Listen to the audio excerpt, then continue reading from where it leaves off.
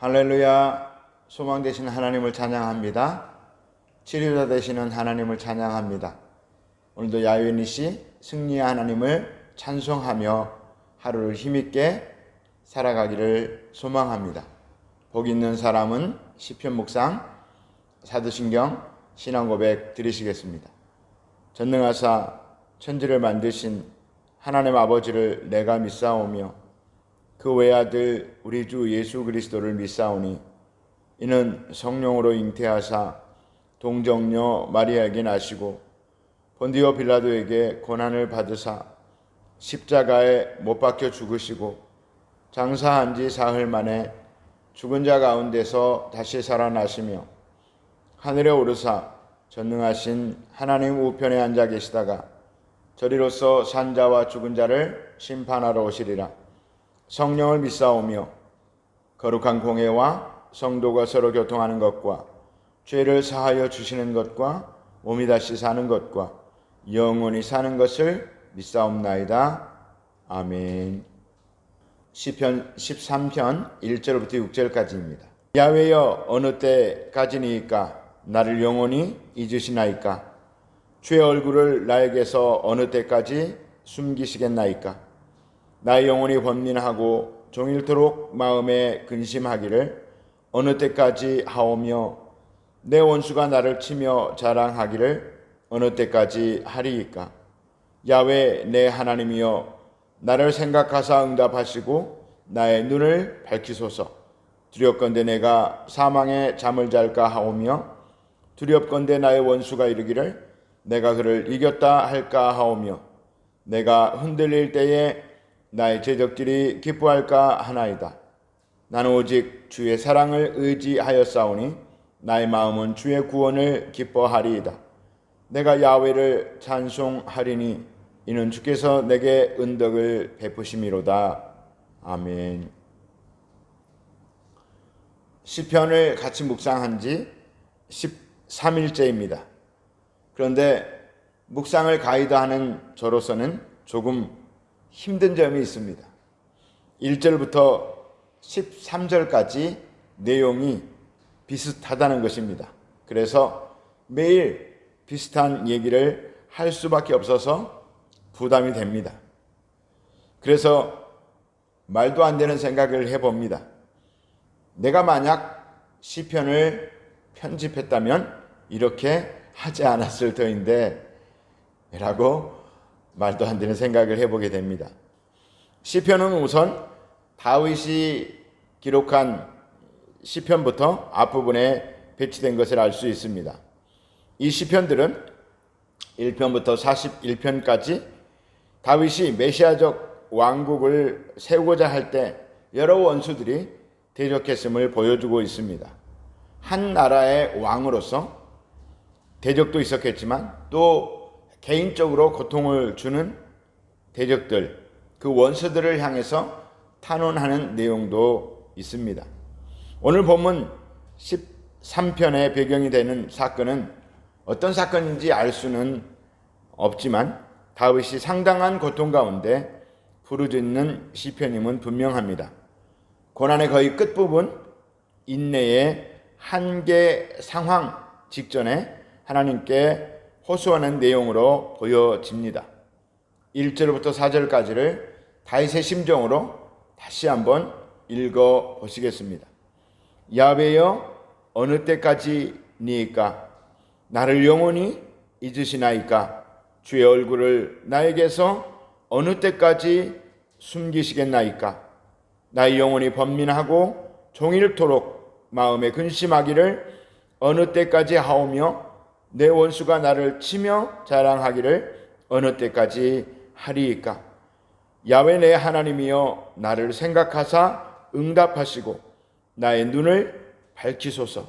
두렵건대 내가 사망의 잠을 잘까 하오며 두렵건대 나의 원수가 이르기를 내가 그를 이겼다 할까 하오며 내가 흔들릴 때에 나의 대적들이 기뻐할까 하나이다. 다윗은 지금 굉장히 힘든 상황입니다.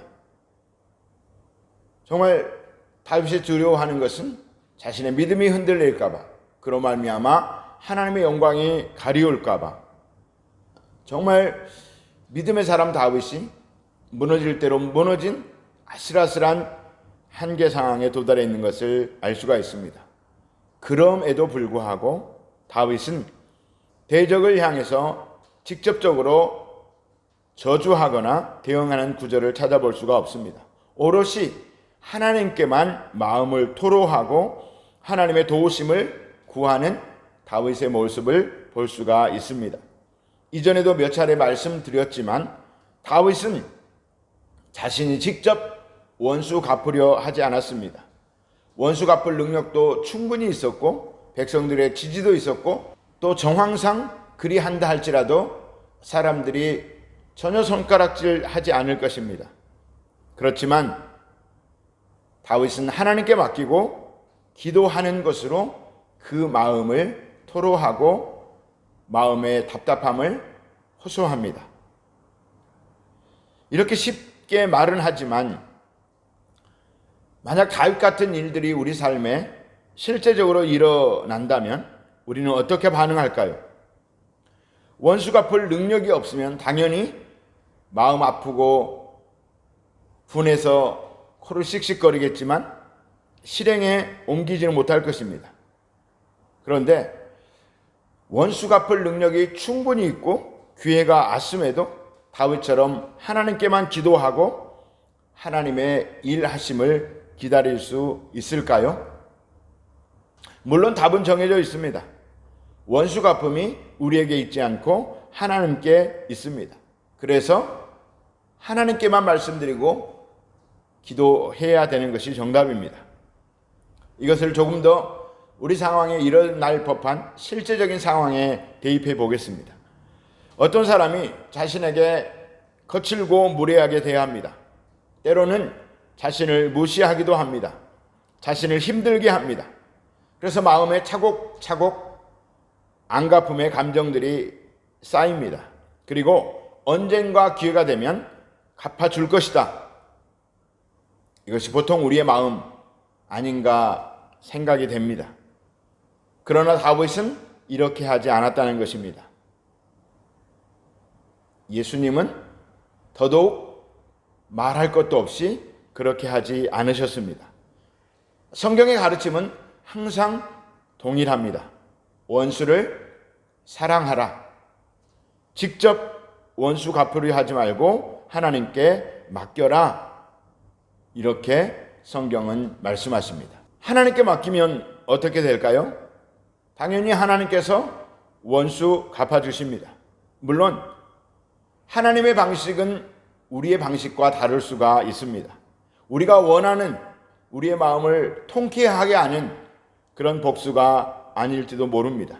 하나님은 우선 그 원수 같은 사람에게 기회를 주실 것입니다.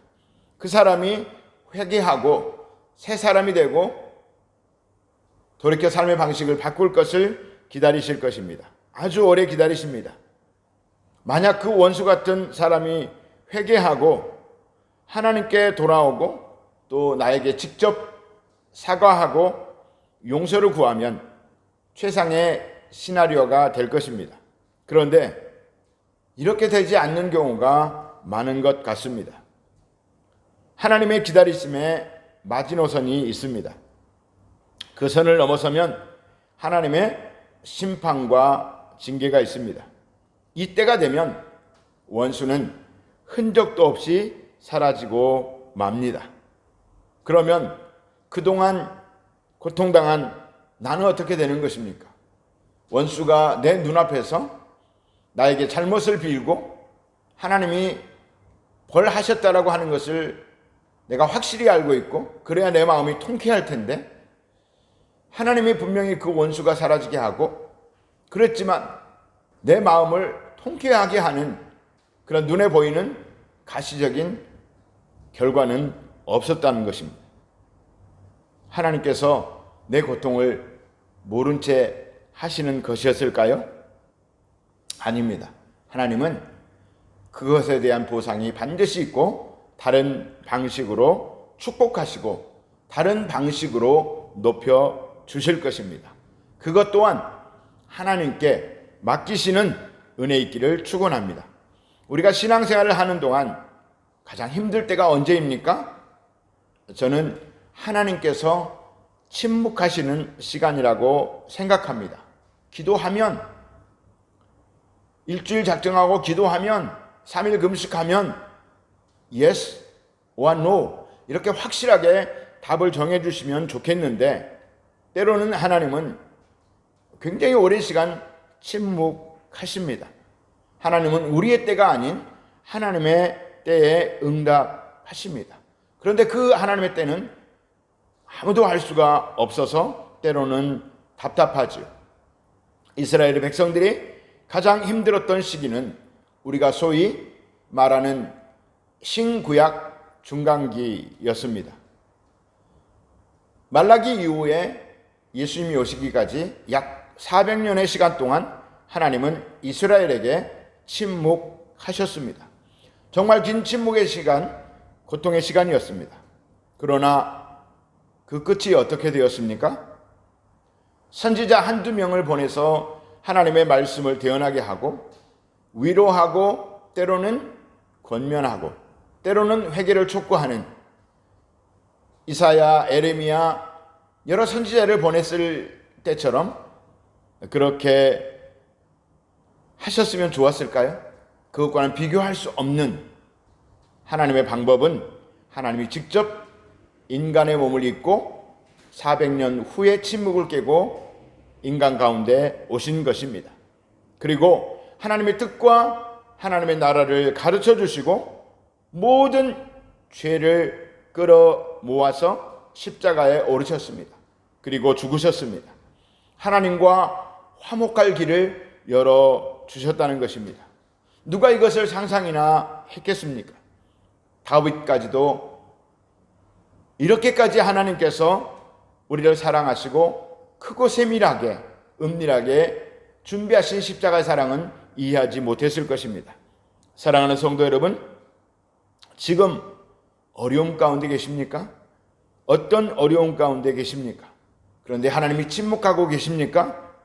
욥의 고백을 들어보십시오.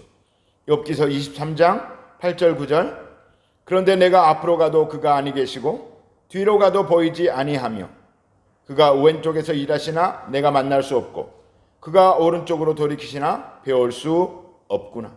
우리는 욥의 고통을 너무나 잘 알고 있습니다. 그래서 이 구절의 의미 또한 잘 알고 있습니다.